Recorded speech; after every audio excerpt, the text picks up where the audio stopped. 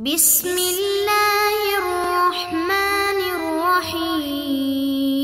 اعوذ باللہ من الشیطان الرجیم بسم اللہ الرحمن الرحیم الحمدللہ رب العالمین الصلاة والسلام علی اشرف الانبیاء والمرسلین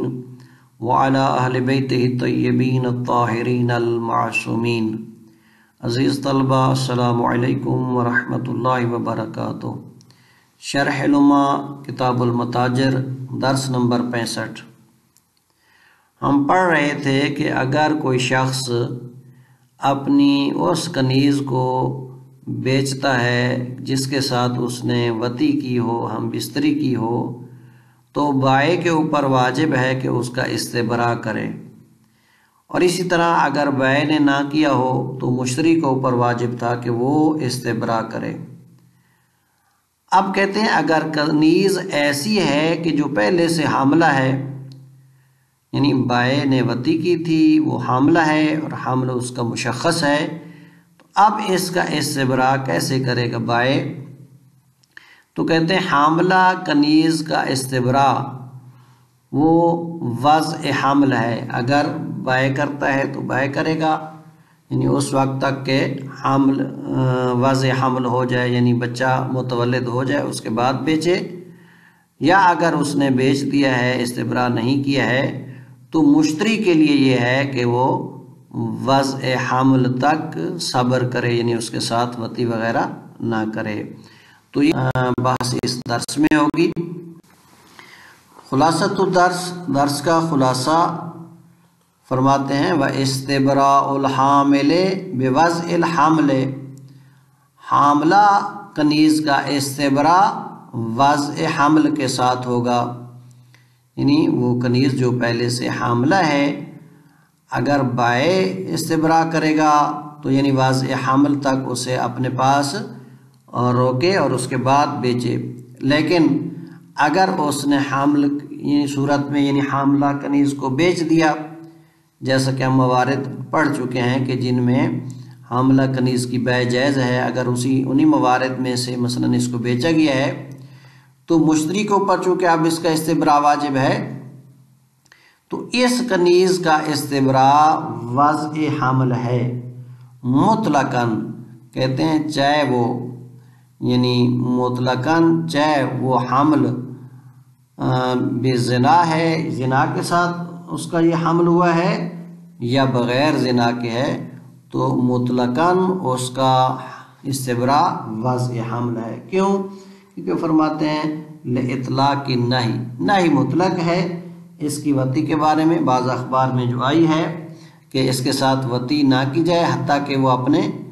بچے کو جنم دے۔ تو دوسرا فرماتے ہیں یہ جو استبراء واجب ہے مشتری کے اوپر، آیا اس استبراء میں وطی کے علاوہ باقی استمتاعات بھی حرام ہیں یا نہیں ہیں؟ فرماتے ہیں وَلَا يَحْرُمُ مُدَّةَ الْإِسْتِبْرَاءِ غَيْرُ الْوَطْءِ، حرام نہیں ہے استبراء کی مدت میں، یعنی اس استبراء کے دوران وطی کے علاوہ باقی استمتاعات۔ وَقِيلَ يَحْرُمُ الْجَمِيعُ، لیکن اس کے مقابلے میں ایک قول ہے کہ فرماتے ہیں تمام استمتاعات استبراء کے دوران حرام ہیں۔ آپ فرماتے ہیں کہ آیا یہ استبراء صرف بیع میں واجب ہے یا بیع کے علاوہ اگر کوئی سبب بن رہا ہے، مثلا اس کے منتقل ہونے کا ایک مالک سے دوسرے مالک تک، اس کنیز کے منتقل ہونے کا، آیا جس کی ملکیت سے وہ آگے جا رہی ہے آیا اس پر بھی واجب ہے استبراء، یا اگر اس نے نہ کیا ہو تو جس کے پاس گئی ہے، یعنی جس کے پاس اس کی ملکیت اب حادث ہو رہی ہے، آیا اس پر بھی واجب ہے یا نہیں ہے بیع کے علاوہ؟ تو فرماتے ہیں وَكَمَا يَجِبُ الْإِسْتِبْرَاءُ فِي الْبَيْعِ يَجِبُ فِي كُلِّ مِلْكٍ زَائِلٍ وَحَادِثٍ بِغَيْرِهِ مِنَ الْعُقُودِ، جس طرح استبراء واجب ہے بیع میں، اسی طرح استبراء واجب ہے ہر اس ملک میں جو زائل ہونے والی ہو، یعنی اگر ایک شخص کسی کو ہبہ کر رہا ہے تو ہبہ کرنے والے کے اوپر واجب ہے۔ صلح کی صورت میں اگر کنیز دی جا رہی ہے تو جو پہلا مالک تھا جس کی ملکیت جس سے زائل ہو رہی ہے اس پر استبراء واجب ہے۔ اگر وہ نہیں کرتا ہے تو وہ حادثن یعنی جس کے پاس ملکیت اب آ رہی ہے، یعنی جس کو اس نے ہبہ کیا ہے یا جس کو صلح کے ذریعے دی ہے، اس کے اوپر کیا ہوگا؟ استبراء واجب ہوگا۔ بغیر من العقود یعنی بے کے علاوہ باقی عقود میں بھی اسی طرح استبراء کیا ہوگا؟ واجب ہوگا۔ وَإِسْتِبْرَاءُ الْحَامِلِ بِوَضْعِ الْحَمْلِ مُطْلَقًا، فرماتے ہیں اور حاملہ کنیز کا استبراء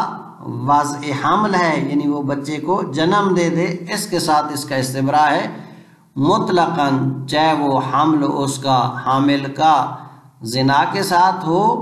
یا بغیر زنا کے ہو۔ کیوں؟ لِإِطْلَاقِ النَّهْيِ عَنْ وَضْعِهَا فِي بَعْضِ الْأَخْبَارِ حَتَّى تَضَعَ وَلَدَهَا، چونکہ نہی مطلق ہے اس کی وطی کے بارے میں، یعنی اس کی وطی سے نہی کی گئی ہے اور اس نہی میں اطلاق ہے فی بعض الاخبار، بعض اخبار میں، یعنی اس کی وطی سے نہی کی گئی حتی تضع والدہ، یہاں تک کہ وہ جنم دے دے اپنے بچے کو۔ البتہ واستثنى فی الدروس ما لو کان الحمل عن زنا فلا حرمت له، شہید اول رحمۃ اللہ علیہ نے یہاں پر استثناء فرمایا ہے کتاب دروس میں کہ اگر حامل زنا سے ہے تو پھر اس مدت میں یعنی گویا کہ استبراء واجب نہیں ہے، اور فلا حرمت له، اور اسے وطی بھی حرام نہیں ہے۔ بس اس مطلقاً میں چاہے زنا کے ساتھ حمل ہو یا غیر زنا کے ساتھ ہو، استبراء جو ہے حاملہ کا وضع حمل ہے، لیکن اسی بات سے استثناء کیا ہے مصنف نے، واستثنى فی الدروس، دروس میں استثناء کیا ہے ما لو کان الحمل عن زنا، کہ اگر حمل زنا سے ہو فلا حرمت له، اس صورت میں حرام نہیں ہے اس کے لیے، یعنی مشتری کے لیے اسے وطی کرنا۔ والاقوى الاکتفاء بمضی 4 اشہر و10 ایام لحملها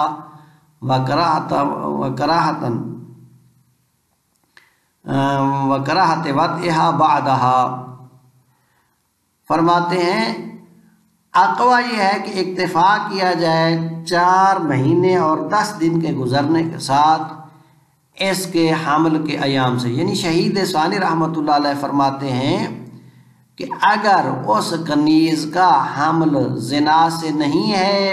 تو اس صورت میں 4 مہینے اور 10 دن یعنی اس کی مدت استبراء ہے، 4 مہینے 10 دن تک اس کے ساتھ وطی کرنا حرام ہے، اور اس کے بعد اس کے ساتھ وطی کر سکتا ہے، البتہ مکروہ ہوگا کراہت کے ساتھ، مگر یہ کہ لیکن اگر اس کا حمل زنا کے ساتھ ہے تو پھر مطلقاً اس کے لیے اس کی وطی جائز ہے، البتہ کراہت کی بنا پر، یعنی وطی کر سکتا ہے لیکن ایسا کرنا مکروہ ہے۔ والاقوی الاکتفاء بمضی 4 اشہر، کے اکتفا کیا جائے 4 مہینے اور 10 دن گزرنے کے ساتھ لحملہ، اس کے حمل سے، یعنی 4 مہینے 10 دن اس کے ساتھ وطی نہیں کر سکتا ہے۔ وکراہت وطئها بعدها، اور اسی طرح اکتفا کیا جائے اس 4 مہینے 10 دن کے بعد اس کے ساتھ وطی کرنے کی کراہت کے ساتھ، پس یعنی مکروہ ہوگا گویا کہ الا ان یکون من زنا، مگر یہ کہ اس کا حمل کیا ہو؟ زنا سے ہو، فیجوز مطلقاً، تو پھر مطلقاً یعنی ابتدا ہی سے اس کے ساتھ وطی جائز ہے، علی کراہت، لیکن ایسا کرنا مکروہ ہوگا کراہت کی بنیاد پر۔ جمع کرتے ہوئے ان اخبار کے درمیان کہ جن میں سے بعض جو ہے مطلقاً منع پر دلالت کرتی ہیں، اور ان روایات کے درمیان کہ جو استبراء میں ایک مدت کو معین کرتی ہیں، یعنی اس کو 4 مہینے 10 دن کو، بس جمع کیسے کریں گے؟ یعنی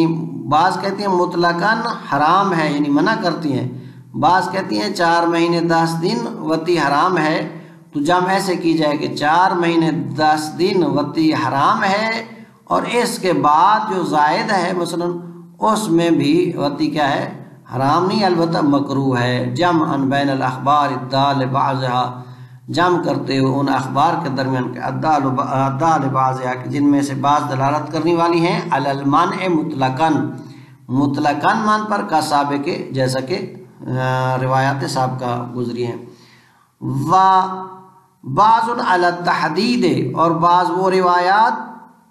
جو اس حد پر یعنی مدت معین پر دلالت کرتی ہیں، بحاظ الغایہ اس غایت کے ساتھ 4 مہینے اور 10 دن کی مدت کو معین کرنے پر بعض جو دلالت کرتی ہیں۔ ان میں جام جب کریں گے کیسے؟ تو 4 مہینے 10 دن حرام ہے اور اس سے زائد مکروہ ہے، بحمل زائد علی الکراہت، حمل کرتے ہوئے اس مدت سے زائد کو کراہت کے اوپر۔ ولا يحرم في مدت الاستبراء غیر الوطء قبلا ودبرا من الاستمتاع على الاقوى للخبر الصحیح ہے، کہتے ہیں حرام نہیں ہے مدت استبراء میں وطی کے علاوہ، وطی چاہے قبلاً ہو یا دبراً ہو، اس کے علاوہ استمتاع جو ہیں وہ حرام نہیں ہے علی الاقوى، اقوى قول کی بنا پر،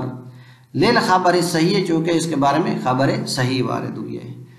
وقیلا یحرم الجمیع، بعض کہتے ہیں نہیں تمام استمتاعات مدت استبراء میں حرام ہیں۔ اب کہتے ہیں اب وطی جب حرام ہے، اگر کوئی شخص اس زمانہ استبراء میں وطی کر دیتا ہے تو اس کا حکم کیا ہوگا؟ کہتے ہیں وہ گناہ گار ہے، اس کو تعزیر لگائی جائے گی، یعنی کوڑے لگائے جائیں گے، اس صورت میں کہ اگر وہ جانتا تھا کہ ایسا کرنا حرام ہے۔ اگر بچہ ہو گیا تو وہ بچہ بھی اسی کے ساتھ ملحق ہے،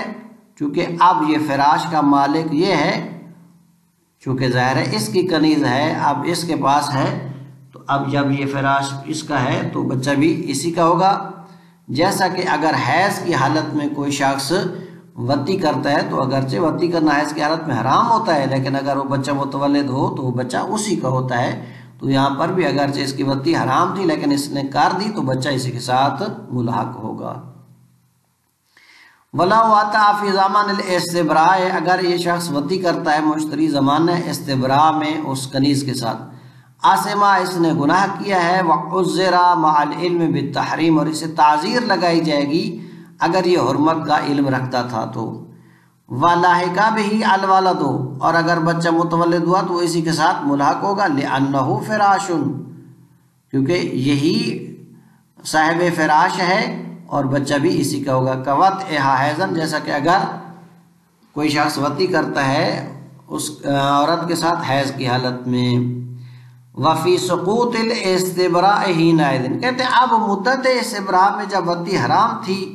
اور اس شخص نے وطی کر دی تو آیا ایک دفعہ وطی کرنے کے بعد یہ جو حرمت ہے یہ ساقط ہو جائے گی یا نہیں؟ یعنی اب دوبارہ یہ رک جائے وطی کرنے سے، یا چونکہ اب تو یہ وطی کر چکا ہے اب فائدہ تو اس کا رہا نہیں، منتفی ہو گیا ہے، تو لہٰذا یہ وطی کرتا رہے۔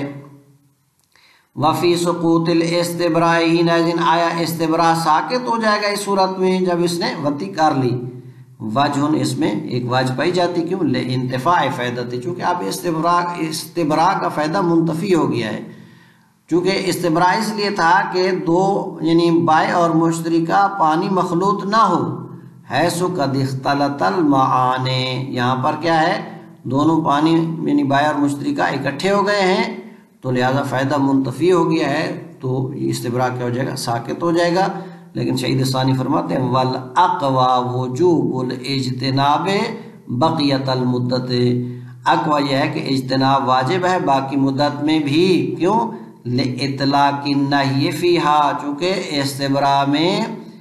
وطی سے نہی جو ہے وہ نہی مطلق ہی ہے، چاہے کسی نے یہ وطی کر دی ہو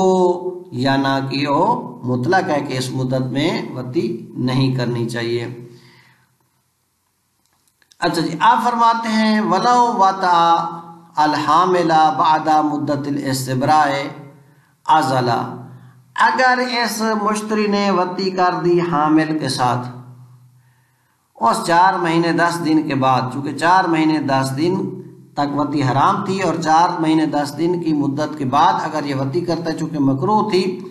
کہتے ہیں لو واتا اگر یہ وطی کرتا ہے الحاملہ حاملہ کے ساتھ بعد مدت الاستبراء مدت استبراء کے بعد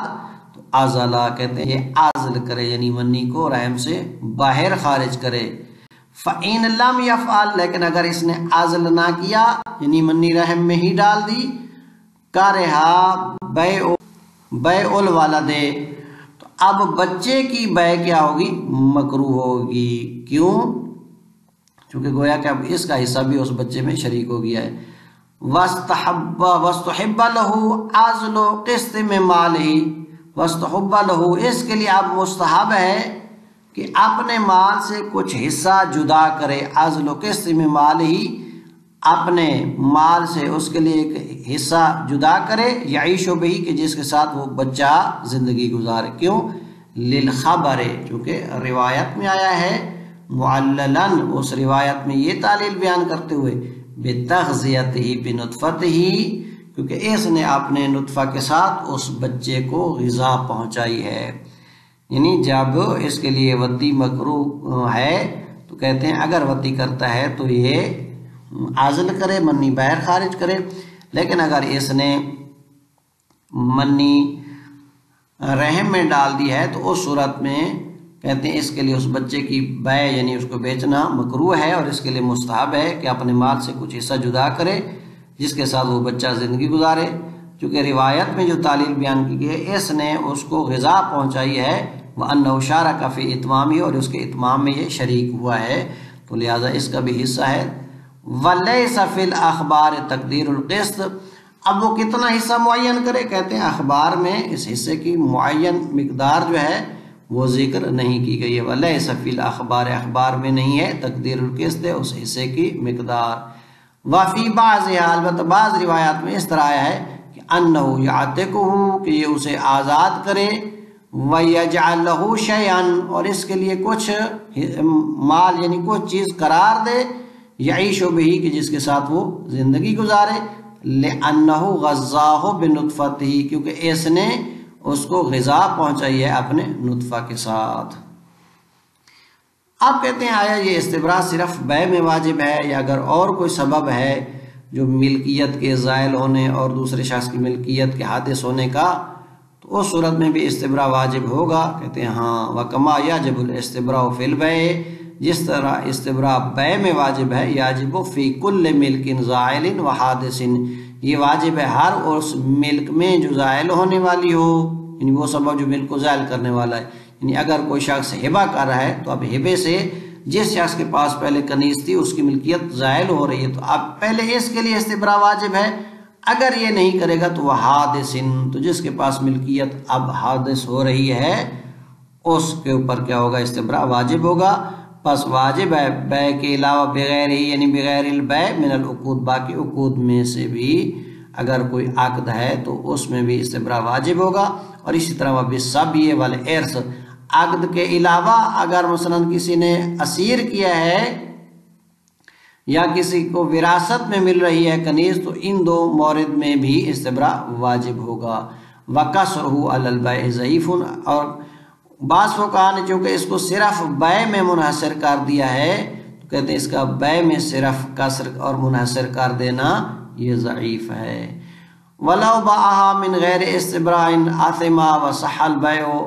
وَغَيْرُهُ اگر کسی شخص نے اس کو بیچا ہے کنیز کو بغیر استبراء کے تو اس نے گناہ کیا ہے اور اگر وہ بیع یا بیع کا کوئی غیر عقد تھا مثلا ہبہ وغیرہ تو یہ صحیح ہوں گے گناہ گار ہوا ہے لیکن وہ صح البیع وغیرہ